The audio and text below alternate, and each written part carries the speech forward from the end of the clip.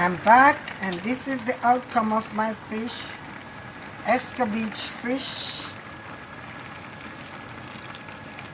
carrot, okra, pepper, onion.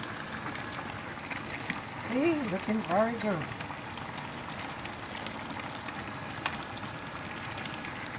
That's the outcome of my escabeche fish. I'll let it simmer down a little bit, and then it's ready for dinner.